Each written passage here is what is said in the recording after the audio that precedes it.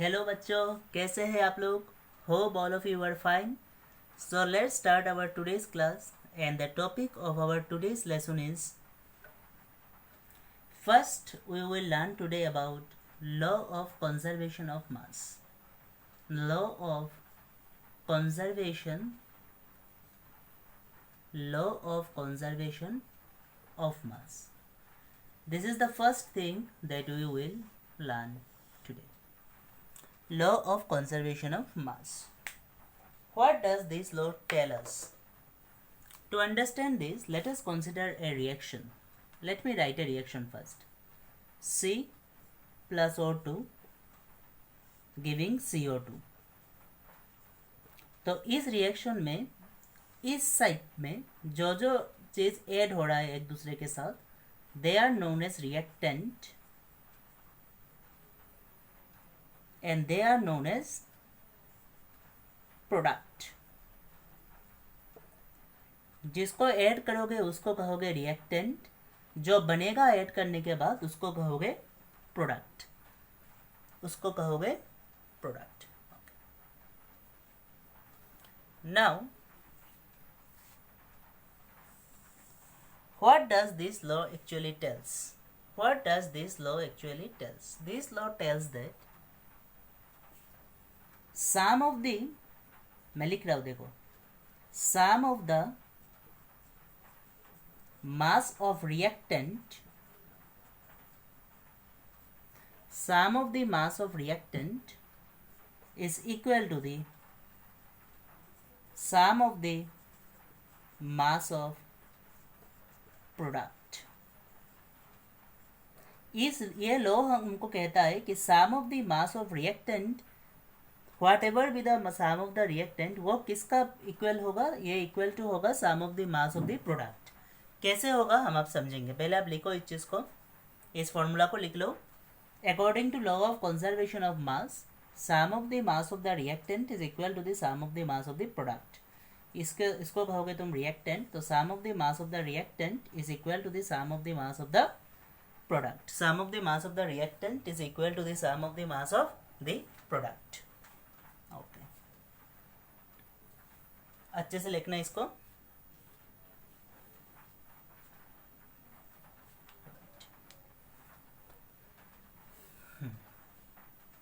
अब अगर ये वाला बात समझ में आ गया ये क्या है ये सिलसिला, तो हम इसको आगे लेके जाए.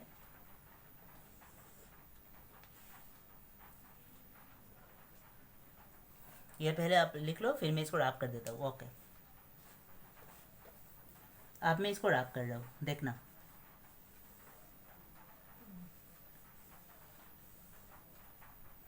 तो यहाँ पे मेरा रिएक्टेंट का मैं मास निकालता हूँ. Sum of the mass of reactant, reactant के में जितने सारे हैं सबके मास का सम निकालता हूँ. तो ये सबसे पहले हमारे पास कौन सा एलिमेंट है? देखिए, सबसे पहले हमारे पास कौन सा एलिमेंट है? सबसे पहले हमारे पास है कार्बन. कार्बन का मास नंबर कितना है? लास्ट क्लास में मैंने आप लोगों को चार्ट में सिखाया था. कार्बन का मास नंबर कितना होता है? 12. यहाँ पे लिखिए 12. ठीक है. Sum of the mass of the reactant of, किसका लिखा आपने? कार्बन का. फिर आता है कौन? O2. लिखिए सम ऑफ द मास ऑफ, या सम ऑफ द नहीं, आप सीधा यही लिखिए, आप सीधा लिखिए the mass of reactant equal to this, the mass of reactant of O2. अब यहाँ पे देखिए O2 के केस में, देखिए O2 के केस में यहाँ पे कितना ऑक्सीजन है? 2 ऑक्सीजन है. तो मैं लिखूंगा 2 इंटू, क्योंकि यहाँ पे 2 है. यहाँ पे मैंने सिर्फ कुछ क्यों नहीं लिखा, क्योंकि कार्बन सिर्फ 1 ही था, तो मैंने डायरेक्टली 12 लिख दिया. यहाँ पे ऑक्सीजन कितना है? 2 है, तो मैंने लिखा 2 इंटू ऑक्सीजन. ऑक्सीजन का मास नंबर, ऑक्सीजन का मास नंबर कितना होता है? ऑक्सीजन का मास नंबर कितना होता है?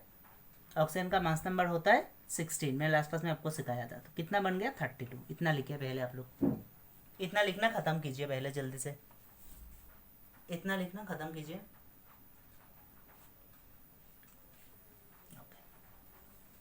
इतना लिख लिया आप लोगों ने? Very good. तो टोटल मास कितना बन गया हमारे? टोटल मास कितना हो गया रिएक्टेंट का? टोटल मास ऑफ रिएक्टेंट कितना हो गया? Total mass of reactant, total mass of reactant हमारा हो गया, टोटल मास ऑफ रिएक्टेंट हमारा कितना हो गया? टोटल मास ऑफ रिएक्टेंट हो गया हमारा, कार्बन का था 12 प्लस O2 का हमारा कितना निकला था? 32, 44 ग्राम टोटल मास ऑफ रिएक्टेंट। देखिए टोटल मास ऑफ रिएक्टेंट। अब टोटल मास ऑफ रिएक्टेंट निकालने के बाद आप लोग निकालिए total mass of product. Total mass of reactant निकल गया, फिर आराम से आप लोग निकालिए टोटल मास ऑफ प्रोडक्ट।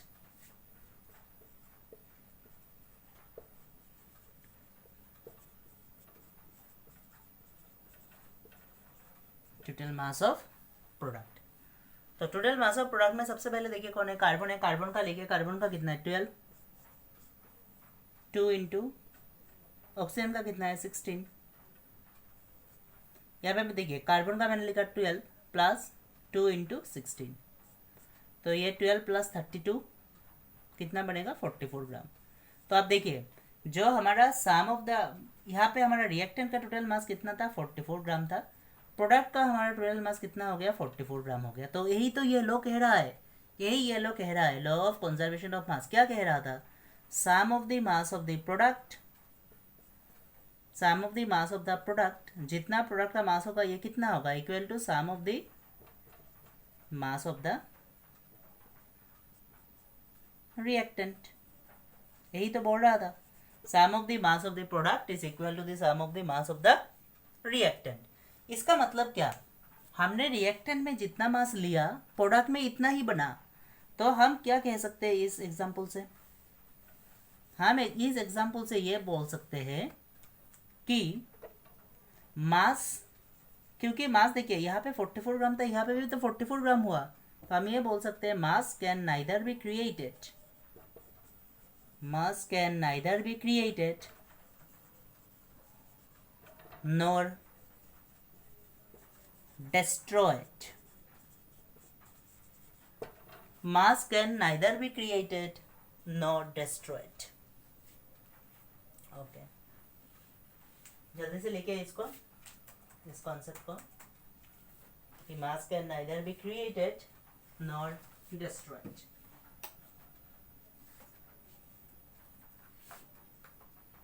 फिर आप लिखिए नेक्स्ट नंबर 2 में, फिर आप लिखिए नेक्स्ट, यह अगर हो गया आपका, फिर आप नेक्स्ट लिखिए लॉ ऑफ, इसको खत्म कीजिए, फिर लिखिए लॉ ऑफ कांस्टेंट प्रोपोर्शन। फिर हम और एक लॉ के बारे में पढ़ने वाले हैं जिनको हम कहेंगे लॉ ऑफ कांस्टेंट प्रोपोर्शन। लिखिएगा जरा,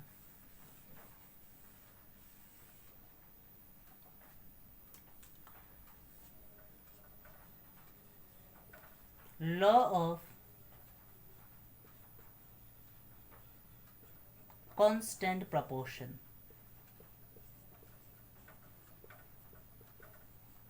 एंटोनी लेवोसियर ने यह वाला लॉ दिया था, लॉ ऑफ कांस्टेंट प्रोपोर्शन।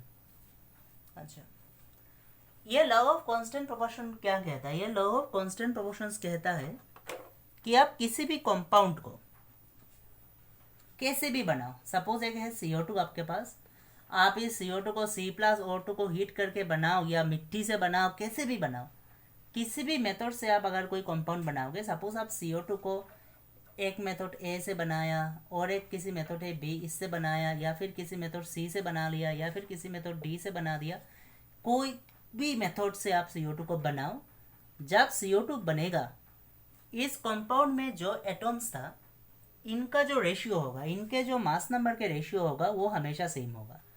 जैसे इसमें रेशियो क्या है? कार्बन का मास नंबर कितना होता है? कार्बन का मास नंबर है 12:,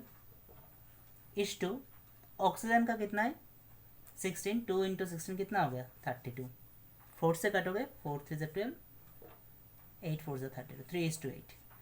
तो ये लॉ ऑफ कांस्टेंट प्रोपोर्शंस हमें ये कहता है, लॉ ऑफ कांस्टेंट प्रोपोर्शंस हमको ये कहता है कि आप CO2 को कैसे भी दुनिया में जितने अवेलेबल मेथड से किसी भी मेथड से बनाओ, CO2 तब बनेगा जब इनमें कार्बन और ऑक्सीजन का मास नंबर का रेशियो 3:8 में होगा। मतलब अगर हम किसी भी चीज़ को बोल रहे हैं कि ये कार्बन डाइऑक्साइड है, तो उसमें कार्बन वन इस हमेशा कार्बन एक ही कार्बन का सफिक्स 1 होगा, ऑक्सीजन के सफिक्स 2 होगा, हमेशा इसी रेशियो में बनेगा। ये सिर्फ CO2 के लिए नहीं, वाटर पानी, वाटर का फॉर्मूला तो हमेशा H2O ही होगा। अब कहीं से भी पानी लाओ, वाटर का फॉर्मूला हमेशा क्या होगा, H2O होगा। तो ये था हमारा लॉ ऑफ कांस्टेंट प्रोपोर्शंस। तो लिख लीजिए, लिख लीजिए।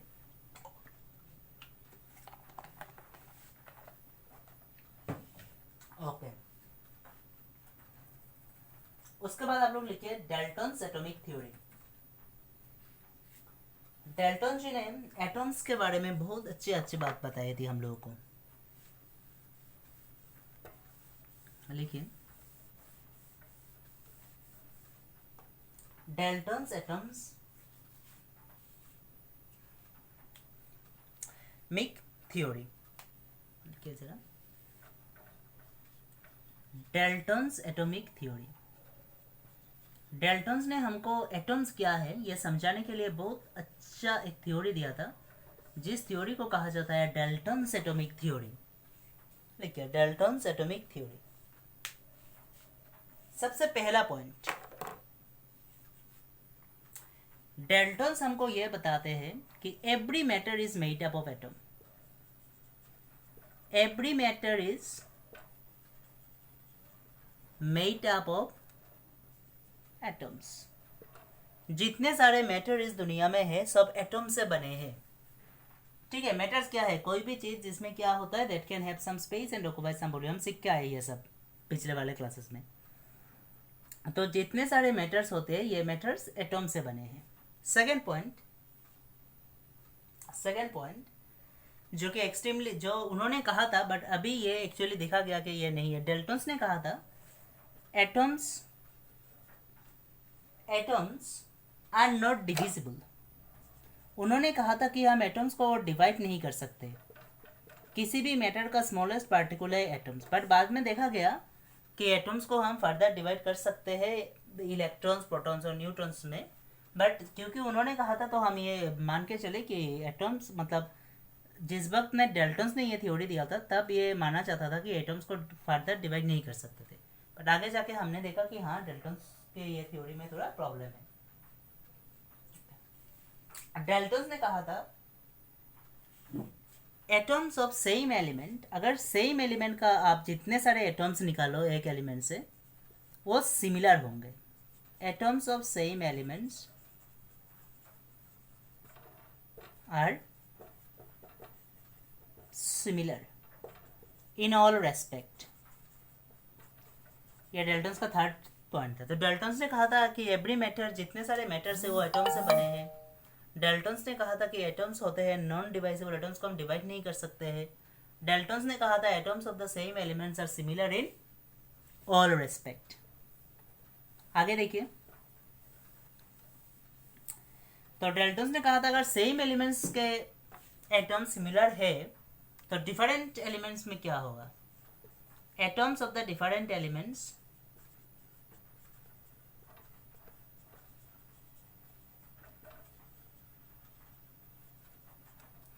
are different. Atoms of the same elements are same, but atoms of the different elements are different. ये डाल्टन्स ने कहा था। ठीक है, ओके। फिर डाल्टन्स ने कहा था atoms always combine in a whole number ratio. Atoms always combine in whole number ratio. तो डाल्टन्स ने क्या कहा, डाल्टन्स ने कहा atoms of the same elements are same, atoms of the different elements are different, और atoms always combine in the whole number ratio. फिर Dalton's ने क्या कहा, फिर डाल्टन्स ने कहा कि atoms participate इन रिएक्शंस, मतलब जितने सारे केमिकल रिएक्शंस होते हैं इनमें एटम्स ही होता है जो अल्टीमेटली जाकर रिएक्शंस में क्या करता है, पार्टिसिपेट करता है।